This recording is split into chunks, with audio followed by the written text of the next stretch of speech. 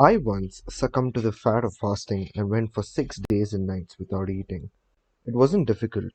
I was less hungry at the end of the sixth day than I was at the end of the second. Yet, I know, as you know, people who would think they had committed a crime if they let their families or employees go for 6 days without food. But they will let them go for 6 days and 6 weeks and sometimes 60 years without giving them the hearty appreciation that they crave almost as much as they crave food. When Alfred Lund, one of the great actors of his time, played the leading role in Reunion in Vienna, he said, "There is nothing I need so much as nourishment for my self-esteem. We nourish the bodies of our children and friends and employees, but how seldom do we nourish their self-esteem? We provide them with roast beef and potatoes to build energy, but we neglect to give them kind words of appreciation that would sing in their memories for years like the music of the morning stars." Paul Harvey, in one of his radio broadcasts, "The Rest of the Story," told how showing sincere appreciation can change a person's life. He reported that years ago a teacher in Detroit asked Stevie Morris to help her find a mouse that was lost in the classroom. You see, she appreciated the fact that nature had given Stevie something no one else in the room had. Nature had given Stevie a remarkable pair of ears to compensate for his blind eyes, but this was really the first time Stevie had been shown appreciation for those talented ears.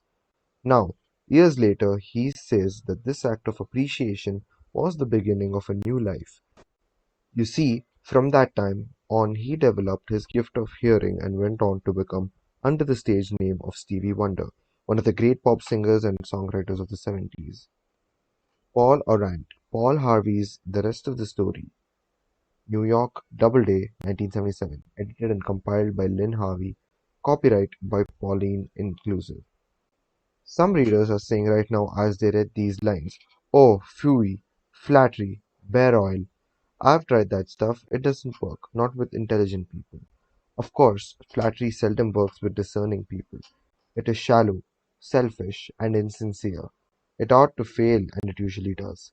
True, some people are so hungry, so thirsty for appreciation that they will swallow anything, just as a starving man will eat grass and fish worms. Even Queen Victoria was susceptible to flattery. Prime Minister Benjamin Disraeli confessed that he put it on thick in dealing with the Queen. To use his exact words, he said he spread it on with a trowel. But Disraeli was one of the most polished, deft, and adroit men who ever ruled the far-flung British Empire. He was a genius in his line. What would work for him wouldn't necessarily work for you and me. In the long run, flattery will do you more harm than good. Flattery is counterfeit. And like counterfeit money, it'll eventually get you into trouble if you pass it to someone else. The difference between appreciation and flattery, that is simple. One is sincere and the other insincere. One comes from the heart out, the other from the teeth out. One is unselfish, the other selfish. One is universally admired, the other universally condemned. I recently saw a bust of Mexican hero General Alvaro Obregón in the Chapultepec Palace in Mexico City. Below the bust are carved these wise words from General Obregón's philosophy: "Don't be afraid of enemies who attack you. Be afraid of the friends who flatter you." No, no, no.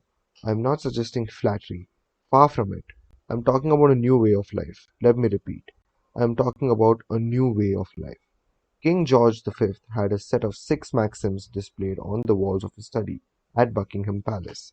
One of these maxims said, "Teach me neither to proffer nor receive cheap praise." That's all flattery is, cheap praise. I once read a definition of flattery that may be worth repeating. Flattery is telling the other person precisely what he thinks about himself. "Use what language you will," said Ralph Waldo Emerson. "You can never say anything but what you are." If all we had to was flatter, everybody would catch on, and we should all be experts in human relations. When we are not engaged in thinking about some definite problem, we usually spend about 95% of our time thinking about ourselves. Now, if we stop thinking about ourselves for a while and begin to think of the other person's good points, we won't have to resort to flattery so cheap and false that it can be spotted almost before it is out of the mouth. One of the most neglected virtues of our daily existence is appreciation. Somehow, we neglect to praise our son or daughter when he or she brings home a good report card. We fail to encourage our children when they first succeed in baking a cake or building a birdhouse.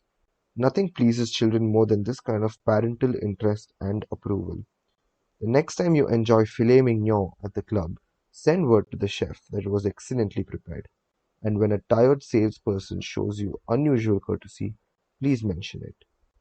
Every minister, lecturer, and public speaker knows the discouragement of pouring himself or herself out to an audience and not receiving a single ripple of appreciative comment.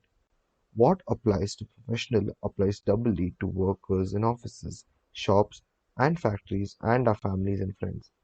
In our interpersonal relations, we should never forget that all our associates are human beings and hunger for appreciation. It is a legal tender that all souls enjoy. Try leaving a friendly trail of little sparks of gratitude on your daily trips. You will be surprised how they will set small flames of friendship that will be rose beacons on your next visit. Pamela Dunham of New Fairfield, Connecticut, had among her responsibilities on her job the supervision of a janitor who was doing a very poor job. The other employees would jeer at him and litter the hallways to show him what a bad job he was doing. It was so bad, productive time was being lost in the shop. Without success, Pam tried various ways to motivate this person. She noticed that occasionally he did a particularly good piece of work. She made a point to praise him for it in front of the other people. Each day, the job he did all around got better, and pretty soon he started doing all his work efficiently. Now he does an excellent job, and other people give him appreciation and recognition. Honest appreciation got results where criticism and ridicule failed. Hurting people not only does not change them, it is never called for.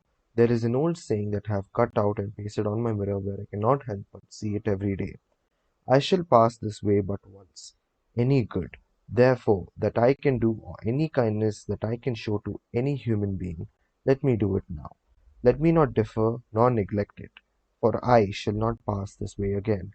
Emerson said, "Every man I meet is my superior in some way. In that I learn of him." If that was true of Emerson, isn't it likely to be 1,000 times more true of you and me? Let's cease thinking of our accomplishments or wants. Let's try to figure out the other person's good points. Then forget flattery. Give honest, sincere appreciation. Be hearty in your approbation and lavish in your praise, and people will cherish your words and treasure them and repeat them over a lifetime.